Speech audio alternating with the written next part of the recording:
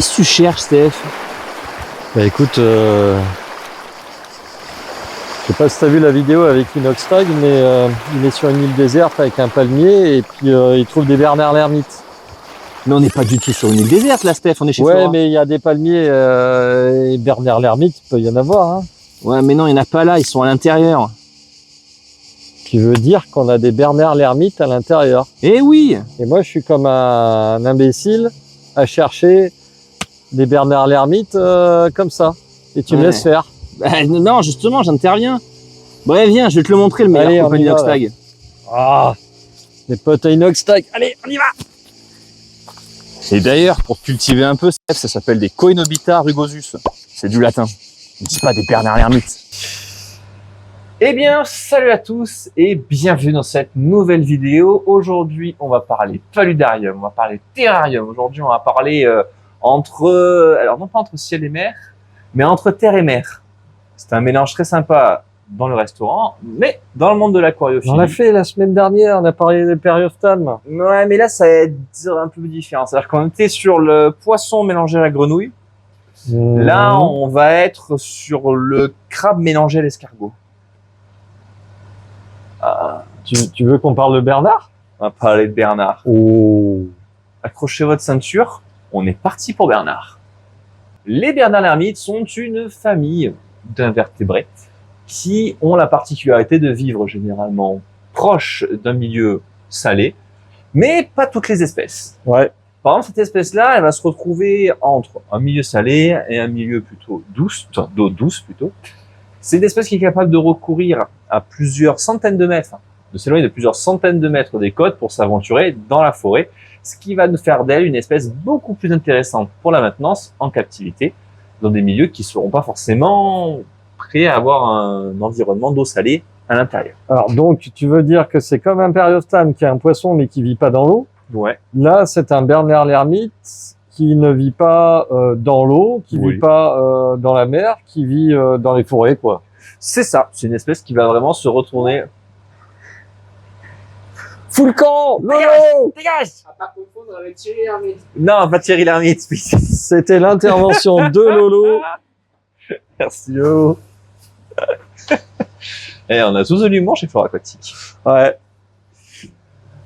C'est donc une espèce qui va avoir une activité plutôt nocturne. Effectivement, c'est une espèce qui n'aime pas beaucoup la lumière forte du soleil, mais qui, sous les arbres, va avoir une activité tout de même la journée. C'est pour ça que c'est quand même très intéressant à observer dans un paludarium comme ce que vous avez derrière, ou un terrarium bien aménagé pour eux.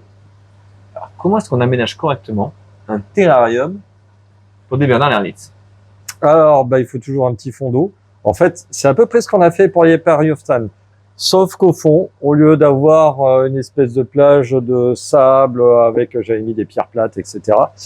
Là, j'ai tout viré et j'ai mis de la tourbe. Voilà. La tourbe, c'est quoi? C'est en fait un genre de substrat qui va se rapprocher un petit peu de l'humus, qui va rester bien humide et qui va leur plaire parce que ces petites bestioles, ça vit un petit peu dans les forêts, ça aime bien un petit peu les petites flaques d'eau, etc. pour s'hydrater et ça aime bien aussi creuser des galeries. Donc, nos petits Bernards, bah, qu'est-ce qu'ils vont faire? Ils vont aller s'amuser à gratter dans la tourbe.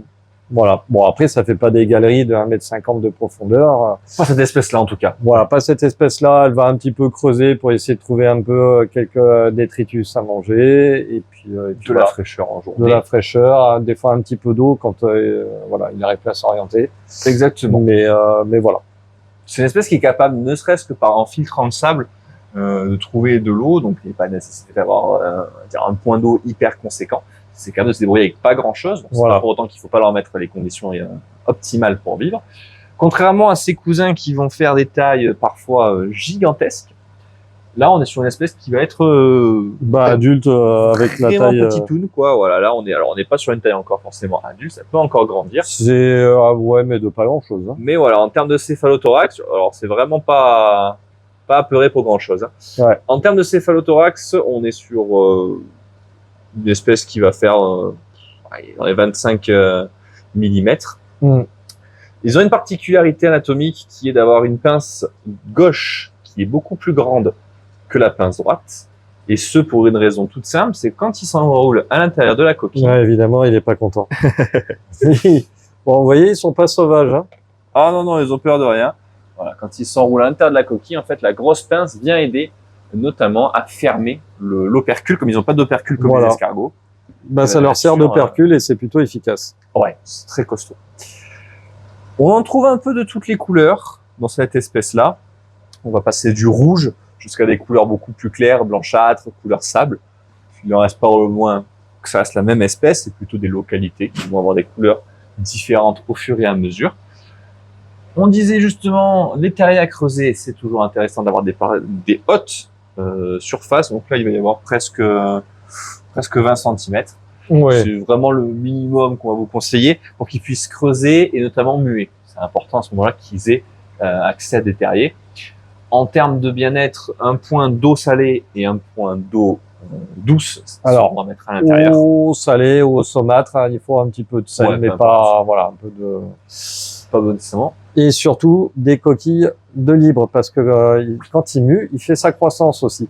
Donc, selon ce qu'il va choisir comme coquille, bah, ça peut après tailler un petit peu juste après la mue.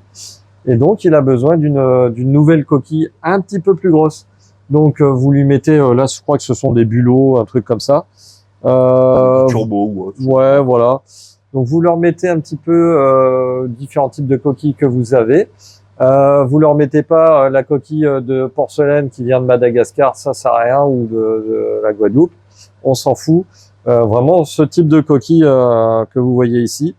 Alors, ça existe aussi en impression 3D, en plastique, en verre, peu importe, hein, vous mettez ce que vous voulez. Mais différentes tailles et légèrement supérieures à la coquille qui est déjà occupée, on va dire. Voilà. Chez nous, ça commence à avoir de plus en plus la cote, très très nombreux à en chercher, à nous demander si on peut en avoir, si on va en avoir. Ça y est, on va en avoir. On va avoir plusieurs espèces, 2 ou 3, on ne sait pas encore exactement. Parce qu'il faut quand même trouver des espèces qui soient pas trop grandes, qui soient adaptées à des tailles de terrarium, on va dire entre 60 et 90 cm de façade, c'est ce que vous allez retrouver la plupart du temps chez la plupart des gens. Voilà. Donc qui puissent permettre un aménagement. Et on voit qu'ils s'éclatent hein, déjà. Ah ouais, mais ça grimpe bien, hein, c'est ce un truc. bon Hein. trapahuteur. Et surtout, il galère en un termes peu, mais il d'alimentation, arrive, hein. Impressionnant. oh, sans aucun souci, qui est en termes d'alimentation quelque chose de simple. Le Bernard l'ermite a cette capacité à être très simple à nourrir, ça mange absolument de tout. C'est un opportuniste Voilà. omnivore. Il n'y a même pas de spécificité. Il va vous manger des cadavres de bestioles, il va vous manger des plantes en décomposition, il va vous manger des plantes en parfaite santé. Oui.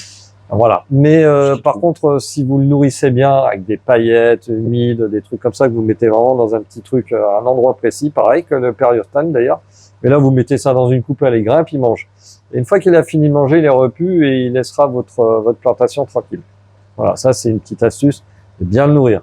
Faut pas hésiter. Par contre, nourriture, faut pas attendre qu'il y ait des champignons qui poussent dessus pour la changer. Hein. Non, c'est mieux. Faire quand même un changement régulier, pareil pour l'eau. Donc on disait un apport avec de l'eau, avec du sel, alors pas forcément uniquement marin, et un apport avec de l'eau douce, ils sont capables de s'auto-réguler en se mettant dans une puis dans l'autre. En fait, à l'intérieur, ils font un petit mélange dans la coquille, et après ils se gèrent. Voilà. L'alimentation, leur mettre un petit peu de calcium, c'est très important quand même pour leur développement, que la plupart de faire comme tous les invertébrés d'ailleurs.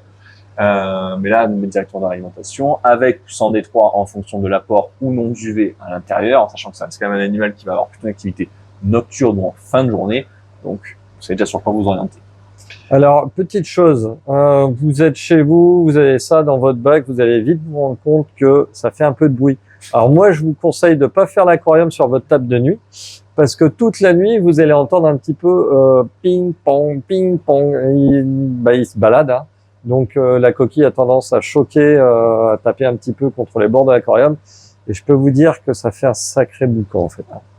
Quand il y en a un peu de bruit, 2, 3, un petit groupe, ça. Quand vous avez un gros groupe, nous dans la hacherie, quand on en a c'est plutôt une petite dizaine par bac, etc. de maintenance, ça commence à faire quand même un sacré bruit. Alors, vous les nourrissez le soir, vous mettez votre truc dans l'angle d'un bac, alors je vous dis pas la cacophonie. Hein. Bam, bam, bam, bam, bam, bam. Donc voilà, évitez ça de mettre ça dans une chambre parce que bah, ça risque de faire du bruit. Ou alors vous allez faire un aménagement terrible qui fait que ils peuvent pas aller sur les bords et ils vous embêteront pas. Mais c'est un truc à prendre en ligne de compte, quoi. Ils aiment bien ils aiment bien terraformer. Hein. Ouais. Alors, en termes de mélange et de cohabitation, La plupart du temps, on va avoir tendance à vous dire que les Bernard l'ermite, entre eux, sont des colocataires assez calmes. C'est quand même mieux de privilégier une seule et même espèce à l'intérieur. Après, bon, les mélanges, visiblement, sont faisables et ont déjà été expérimentés chez plusieurs spécialistes du Bernard l'ermite. Bon, pourquoi pas, on peut pas être contre. Les poissons avec, pourquoi pas, en sachant que la hauteur d'eau doit quand même être un minimum réglée et qu'ils puissent avoir un accès pour entrer et sortir de l'eau assez facile pour éviter qu'ils se noient, comme n'importe quelle espèce Geocédarma ou autre à l'intérieur. Bon, après, c'est pas une bestiole qui va rester longtemps dans l'eau, hein. Ils font qu'un petit passage dans l'eau. Pendant ce passage-là, ils prennent ce dont ils ont besoin en termes d'eau. Et ils se barrent aussi sec. En fait, ils aiment pas l'eau. C'est pas un truc que vous allez voir sous l'eau comme ça, avec les antennes qui font ça de temps en temps comme des crabes. Pas du tout. C'est vraiment du terrestre. Donc, ils viennent dans l'eau juste pour s'hydrater et puis ils repartent. Hein. Tout à fait. Donc voilà, en donc termes les de poissons, ça passe. Hein. Ah oui, la plupart des poissons, il n'y a pas de souci. C'est plus pour eux le danger de se noyer, plus voilà, que le problème c'est ça. Donc voilà, avoir une hauteur d'eau suffisante pour les espèces nécessaires ou autre. Là, avec les périophthalmes, ça va parce que les périophthalmes sont assez vifs, donc il n'y a pas de souci. Ouais.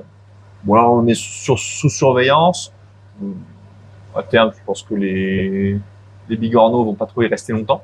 Ouais. Mais c'était plus un bac pour les périophthalmes que pour eux.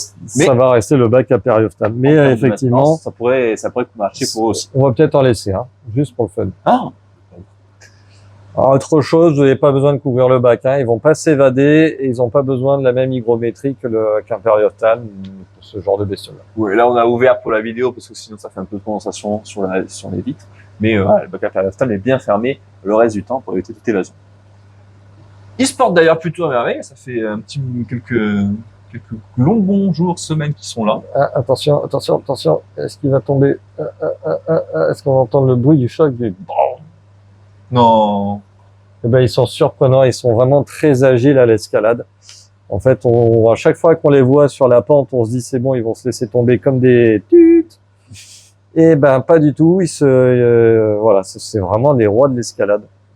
Mais par contre, sur du verre, non, vous inquiétez pas. Non, là, ça grimpera pas. Voilà, je pense qu'on a quand même fait rapidement le tour. Ouais. On a entendu les images un peu de comment est-ce que tu avais monté le Skype pour adapter également au Bernard l'ermite. Je pense que vous avez la plupart des informations nécessaires sur l'espèce. Ouais. N'hésitez pas à consulter de toute façon l'affiche sur le site pour avoir encore plus d'infos. Et puis pour voir un petit peu les nouveautés, puisque on vous a parlé de cela, mais il y en a d'autres qui arrivent. Je pense qu'au moment où vous allez regarder la vidéo, ils seront bien acclimatés et ils seront la semaine d'après, quelque chose comme ça, sur le mis en ligne. Tout à fait. Voilà, les différences principales, ça va être le taux d'humidité, l'espace, la taille de la bestiole, la coloration. Ça va être à peu près les mêmes conditions. Plus ou moins d'eau salée, plus ou moins d'eau douce, etc. Dans l'idée, vous devrez vous en sortir avec ce tuto. Voilà.